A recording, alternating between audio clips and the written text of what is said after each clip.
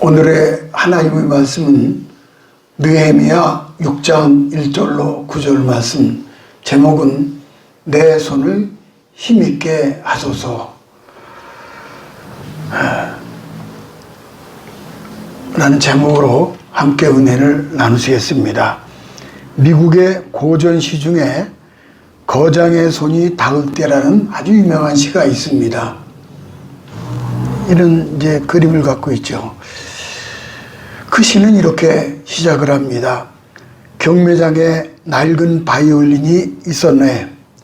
3달러까지 부르는 사람이 있고 더 이상은 없었네. 이때 한 노인이 바이올린에 먼지를 털고 보물을 다루듯 손수건으로 구석구석을 닦았네. 그리고 현두를 조여서 음정을 잡고 연주를 시작하였네. 그 아름다움은 천사의 음악같이 청중을 황홀하게 했네. 한 곡을 끝내고 노인은 감회 깊은 음성으로 이렇게 중얼거렸네. 잘 있었느냐? 내 사랑하는 아들아, 40년 만에 너를 만져보는구나.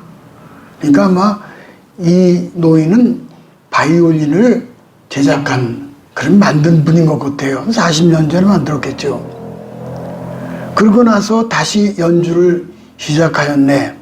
경매는 갑자기 활기를 띠어서 결국 이 바이올린은 수만 달러에 낙찰되었네. 이 시는 누더기가 된 인간, 죄와 허물로 값없는 인간에게 하나님의 마무리 손길이 끝났을 때 아주 새로운 가치가 부여된다는 그런 뜻입니다. 인간의 전부를 볼 때 완성된 작품은 없습니다. 그리스도의 보혈로 말끔히 씻김받는 일, 만신창이인 나를 하나님의 부드러운 손길만이 나의 인생을 걸작품으로 만들어 가게 되는 것이죠. 아브라함은 우상장사의 아들이었죠. 하나님의 손에 붙들리니까는 믿음의 조상이 되었습니다. 또 아브라함 쭉 볼까요? 아브라함, 모세. 또 모세는 어떻습니까? 미디안 광야에 폐풀과 같이 버려졌죠. 근데 손에 시험을 받으셨어요. 내 손에 지팡이를 던지라. 뱀이 됐죠. 뱀을 잡으라. 뱀의 꼬리를 잡았어요.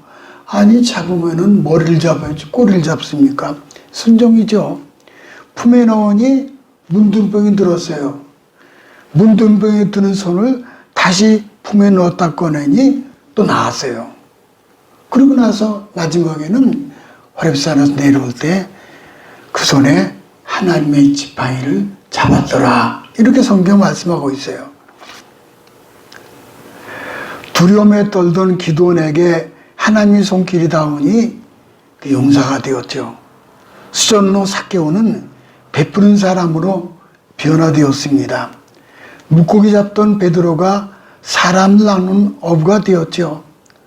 박해자 바울은 이방인의 대사도가 되었습니다. 본문은 포로되었던 느헤미야 역시 하나님의 손에 붙들려서 민족을 죄와 사망과 멸망의 구덩이에서 살려냈습니다. 느헤미야는 무너진 예루살렘 성벽을 수축하는 과정에서 많은 위기를 만나게 됩니다. 이제 마지막 성벽에 문짝만 달면은 완성되는데 원수마귀 대적들이 집요하게 방해를 놓습니다.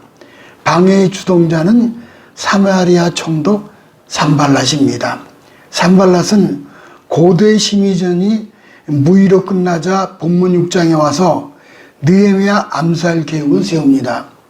물론 거짓 화해요, 무서운 음모가 도사려 있는 그것은 바로 암살하기 위함이죠. 이 일 또한 실패로 돌아가자 성을 수축하여 예루살렘 왕이 되고 페르시아 왕을 배반하려 한다는 거짓 소문, 즉 봉하지 않은 편지를 보냅니다. 이 모함 또한 먹혀 들어가지 않자 스마야라고 하는 거짓 선자들을 돈으로 매수해서 느헤미야를 유혹합니다. 물론 이 유혹 또한 통하지 않습니다. 느헤미야는 이 집요하고도 무서운 유혹, 방해, 공격, 위기 상황을 극복하고 결국 이겨냅니다. 하나님 내게 맡긴 사명에 집중해서 살겠다는 결단이 이기게 한 거죠. 그러면 본문을 살펴보면서 느헤미야를 향한 하나님의 손길을 통해서 지혜를 얻도록 하겠습니다. 첫 번째는 사단은 지도자를 죽이고 하나님의 역사를 멈추게 합니다. 1, 2절을 가볼까요? 산발락과 도비아와 아라비아 사람 게셈과 그 나머지 우리 원수들이 내가 성벽을 건축하여 허물어진 틈을 남기지 아니하였담을 들었는데 그때는 내가 아직 성문의 문짝을 달지 못한 때였더라. 오늘 평지 한촌에서 서로 만나자 하니 실상은 나를 해하고자 함이었더라.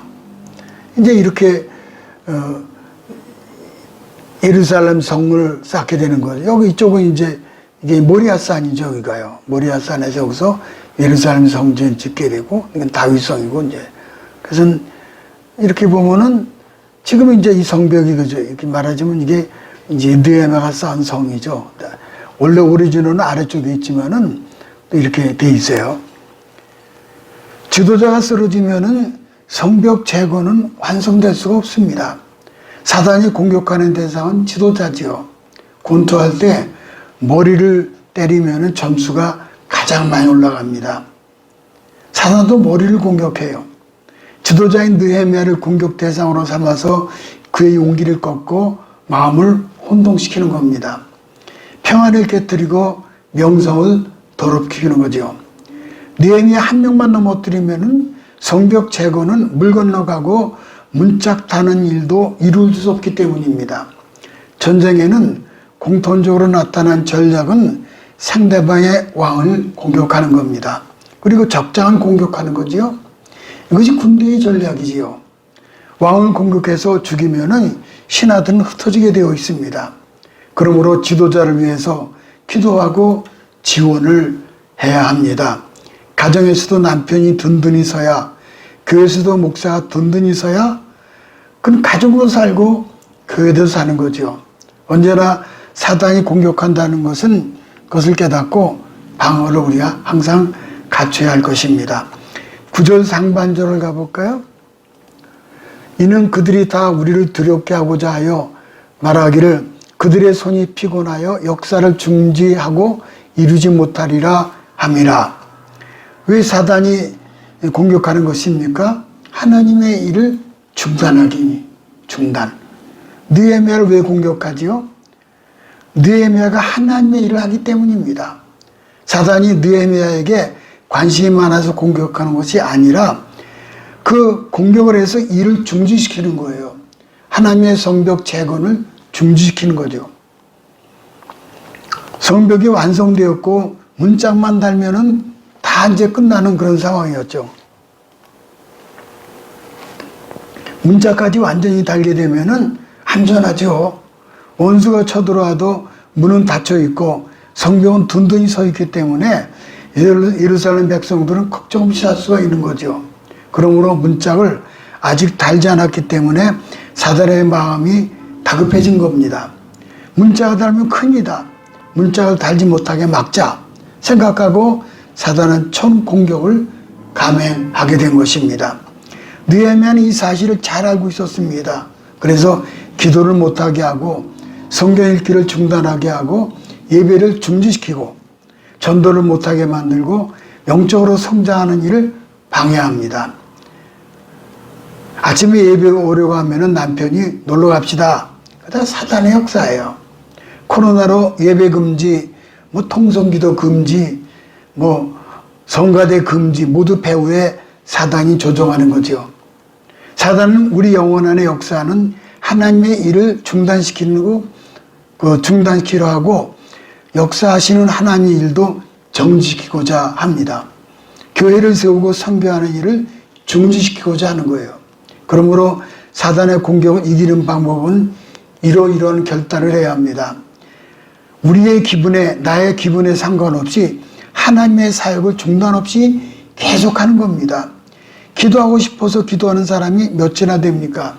기도하기 싫어도 기도하고 성경 읽기 싫어도 읽고 교회 올 때에도 다른 곳에 갈까 유혹이 와도 예배해 오고 전도하기 싫어도 전도하고 선교하기 싫어도 선교해야 합니다.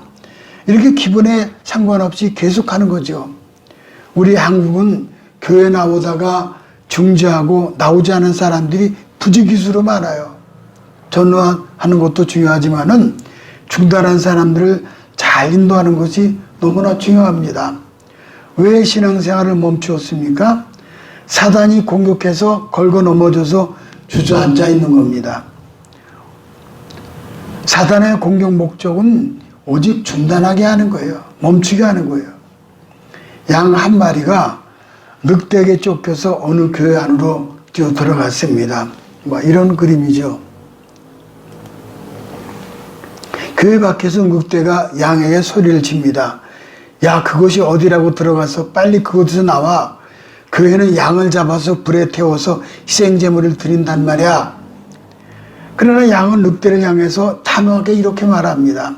그런지도 모르지. 하지만 난 늑대 입에 들어가는 것보다 하나님의 희생양 제물로 드려지는 영광스러운 쪽을 선택할 거야.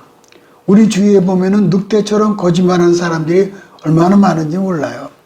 그것은 이미 성경에서 예언한 현상입니다. 말세가 되면은 거짓 그리스도, 거짓 선지자 등 미혹하는 사람들이 많이 생깁니다. 어떤 것이 진짜인지 어떤 것이 가짜인지 분별하기가 어려워요. 늑대처럼 거짓말을 하는 사람들이 많죠. 영의 분별력이 필요합니다. 하지만 희생양을 선택한 분들이 많기에 선교는 계속해서 이루어지고 있는 것입니다. 요한일서 4장 1절을 가볼까요? 사랑하는 자들아, 영을 다 믿지 말고 오직 영들이 하나님께 속하였나 시험하라. 많은 거짓 선자가 세상에 나왔습니다. 얼마나 많은지 몰라요. 거짓 선자들이. 두 번째는요. 사단의 공격 방법은 온통 거짓으로 미혹을 하죠. 5, 6절 가볼까요? 산발랏이 다섯 번째는 그 종자의 손에 봉하지 않은 편지를 들려내게 보냈는데 그 글에 이르기를 이방 중에도 소문이 있고 가스무도 말하기를 너와 유다 사람이 모반하려 하여 성벽을 건축한다 하니 내가 그 말과 같이 왕이 되려 하는도다. 참 이런 글이죠. 거짓령이죠. 산발락과 암몬 사람 도비아와 아라비아 사람 게셈이 느헤미야를 만나고자 하죠. 만나서 오해를 풀자, 서로 대화를 통해서 문제를 풀어나가자, 이렇게 이제 꼬드기는 거죠. 말이 매끄럽지 하죠. 거를듯하게. 그런데 느헤미야는 이런 제안을 단칼에 거부합니다.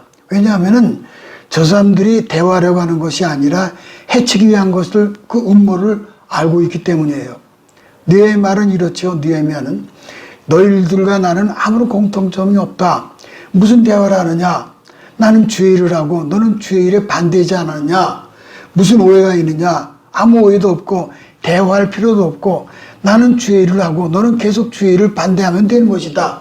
딱 아주 이제 단호하게 거절합니다. 느헤미야의 판단은 옳았습니다. 대화라고 해서 다 좋은 것이 아닙니다.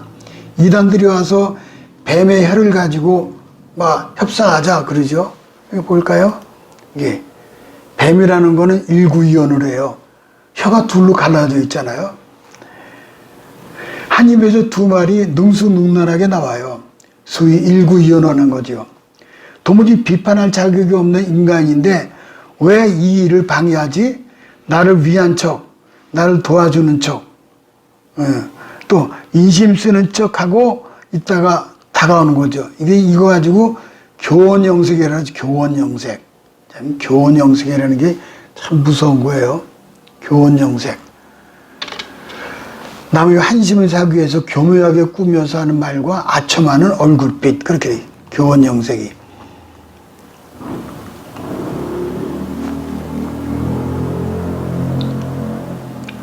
이게 위기입니다. 그래서 분별을 해야 합니다. 나를 무너뜨려 하는구나. 여기서 넘어가면 안 되지. 내가 잘 서 있어야지. 말씀 위에 든든히 서야 합니다. 세 번, 네 번 끈질게 유혹해도 느헤미야는 꼼짝도 하지 않자 마침내 산발랏은 봉하지 않은 편지를 보냅니다. 이렇게 봉하지 않은 편지를. 봉하지 않은 편지란 전달 과정에서 누구나 있고 이제 있고 못된 소문이 나게 하겠다는 그런 계략이에요. 느헤미야는 총독이 페르시아의 아닥사스다 왕을 배신하고 성벽 죽고 자신이 왕이 되려 한다는 이렇게 모함을 하는 거예요. 이제 편지를 보냈는데 편지 글을 써놓고서는 봉하지 않은 거예요. 누가 편지가 다 여기저기 읽혀지는 거죠. 중상모략하여 더욱 나쁜 것을 그것으로 자기 말로 하는 것처럼 하니까는 온 세상의 소문이 파다하게 퍼진 거예요. 그 글에 이르기를 이방 중에도 소문이 있고 가스무도 말하기를 너를 찰하는 가스무도 그렇게 얘기하더라. 사람들이 그렇게 말한다는 겁니다. 누가 이렇게 말하더라. 소위 카더라 뉴스입니다. 페이크라고는 가짜 뉴스죠. 남의 말을 빙자한 중상모략, 비겁한 행동이죠. 중상모략은 소리 없는 총이죠. 누구든지 죽이고 파괴합니다. 교회가 깨지고 가정이 깨지고 심지어 나라도 깨지잖아요. 봉하지 않은 편지는 오늘도 배달되고 있어요. 이단들도 목사로 언론에 소개되어 있는데 그럼 압니까? 안 믿는 사람들 볼 때는 몰라요. 교회 얘기, 목사 얘기, 장로 얘기, 집사 얘기 봉하지 않은 편지를 타고 세상에 둥둥 떠돌아다녀요. 지금 이 봉하지 않은 편지를 받고 교회에 떠난 사람들이 푸지기수로 많아요. 신천지 그리고 구원파. 요즘은 성경은 안 읽고 봉하지 않은 편지를 찾아다니는 어리석은 사람들이 많아요. 이미 악령에 오염되어 있습니다. 영성이 흐트러진 거예요. 느헤미야를 죽이려는 음모와 공격은 그치지 않습니다. 산발랏에게 뇌물을 먹은 거짓 선자 스마야가 느헤미야를 만납니다. 당신 신변에 위협이 다가오고 있으니 나와 함께 지성소로 피하자. 이러고 앉은 거예요. 또 이렇게 지성소로 피하자는 거예요. 그것은 제사장과 대제사장이나 들어가는 곳이지 느헤미야가 아무리 총독이라도 아니 왕이라 할지라도 들어갈 수가 없는 곳이에요. 근데 느헤미야가 어떻게 생각합니까? 나보고 하나님 말씀 어기라고 이건 하나님 성이 아니다. 나보고 계명을 어기고 목숨을 구하라고 충고하는 것 보니 저 사람은 이단 괴수 두목이구나.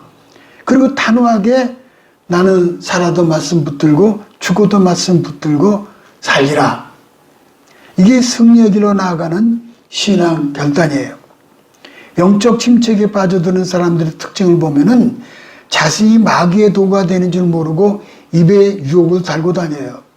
그래서 말에 실수가 없으면은 온전한 자라 했고 작은 불씨가 산을 태우듯이 혀는 사람을 살아버린다 그랬습니다. 지금 그 울진과 동해 쪽에 그냥 불이 그렇게 나가지고 뭐 불씨 하나가 아니라 온 산을 다 태워버리잖아요. 지금 그런 것처럼 말의 실수, 말이 사람을 살려버린다는 거예요. 언제나 중상모략은 사람의 가슴을 찢고 공동체를 파괴하고 가정을 더럽히고 교회와 나라와 의인을 무너뜨려요. 이 일들이 있어서 남자보다 여자들이 더 실패가 많아요. 집에 가서 부부가 한번 목을 만져보면서 남자들 울림통이 여자보다 3배가 두껍다 그래요. 그래서 남자는 말을 하려면은 배에 힘을 주고 용을 써야 말이 나오는데 여자는 날씬하게 입만 벌리면 말이 막 쏟아져 나와요. 또 은혜 쏘는 것도 참 묘합니다. 남자들은 오른쪽으로 귀를 듣고 왼쪽으로 그냥 빠져버린대요. 그냥 남자들은. 반면 여자들은 오른쪽 귀로 듣고 왼쪽 귀로 듣고 그것도 모자라 왼쪽 귀로 듣고 다 듣고서는 입으로 막 쏟아낸다는 거예요. 오래전 이종환과 최유라가 진행하는 지금은 라디오 시대라는 프로그램이 있었습니다. 이제 그 보면은 이런 거죠. 이종환과 최유라.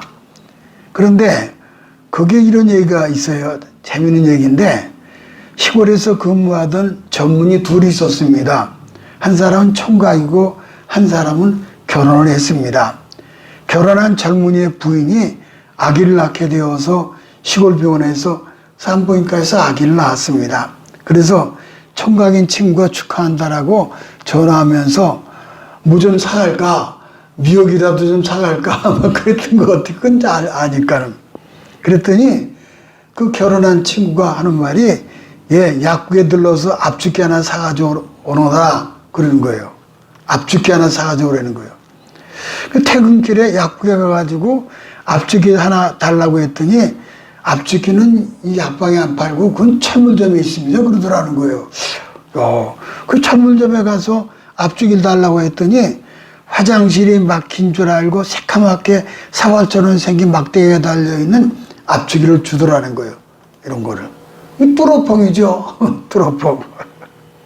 그 신문지에 싸들고 시골 병원이라 화장실이 막혔구나. 그러면서 갔다는 거예요. 병원에 도착해서 한쪽 모퉁이에 툭 던져놓고 안부를 묻고 있는데 친구가 압축기 사왔냐? 사왔어. 그리고 신문지에 불도 마른 것을 풀어보니까는 기절초풍한 노릇이죠. 저거 사가져왔으니. 부인이 젖이 불어서 남편에게 약방에 가서 유착기를 사오라 그런 건데, 아니, 이렇게 유착기를 사오라 그런 거거든요. 근데 남편이 유착기가 뭔지 모르니까는 친구에게 압축기 사오라는 거예요. 그리고 그 친구가, 야, 임마, 내 마누라가 공룡이냐? 이걸 가지고 오게? 임마, 이건 뚜러펑이야. 그랬다는 거예요. 유착기와 압축기 한 글자 때문에 이 난리가 치게 된 겁니다. 이단들은 이렇게 성경을 봉하지 않은 글이라고 왜곡해서 자기들 마음대로 해석해서 성경을 가감해서 더하고 빼고 해서 영혼들을 불타는 지옥으로 끌어가고 있는 것이 지금 현 상황이에요. 전부 끌어가고 있는 거예요. 마지막 세 번째, 사단으로부터 승리는 우리 손에 힘을 얻어야 합니다. 오늘 이 3대지가 중심 진리가 되지요. 내 손은 힘있게 하소서. 구절 하반절을 가볼까요? 이게 중심 구절인데 이제 내 손을 힘있게 하옵소서 하나님께 기도하는 거죠. 그래서 느헤미야는 수시로 기도를 했어요. 그렇습니다. 때마다 일마다 삶 가운데 수시로 하나님의 기도를 드리는 거죠. 이런 모습이죠. 느헤미야가 눈물을 흘리면서 성벽을 쌓다가 눈물 흘리며 기도하죠. 우리 성도들은 자동차를 타고 갈 때 하나님 안전하게 지켜주세요. 필요하죠. 시험을 치를 때 지혜를 주세요. 느헤미야가 이렇게 기도해서 사단의 공격을 다 물리쳤습니다. 모세는 이스라엘 백성들이 끌고 광야로 나갔습니다. 출애굽을 한 거죠. 그리고 광야에서 아말렉과 첫 전쟁을 맞이하게 됩니다. 이스라엘 백성들은 준비되지 않은 오합지졸에 불과합니다. 그러나 이스라엘 백성들이 끌고 그 전쟁에 승리를 했죠. 그건 모세가 손이 높이 들었기 때문에 승리하게 된 거죠. 모세의 손이 내려오지 않게 된 것은 아론과 훌이 양쪽에서 모세의 손을 받쳐 주었던 것입니다. 하나님 그 손이 높이 들게 힘을 주셨고, 그래서 그 여호수아의 칼날에 아말렉 군사를 다 몰아내죠. 그 모세는 그 손의 승리의 손이었습니다. 승리한 다음 그 이름을 여호와니시라고 말씀하셨습니다. 여호와니시는 여호와는 여호와께서 승리하신다. 하나님이 승리하시다. 그건 혹은 여호와의 깃발이다 그랬어요. 모세의 팔이 높이 올라가 있어서 이겼지만은 모세의 니시가 아닙니다. 모세의 손이 아니라 하나님 친히 싸우셨고 하나님께서 모세의 손을 힘있게 하신 것입니다.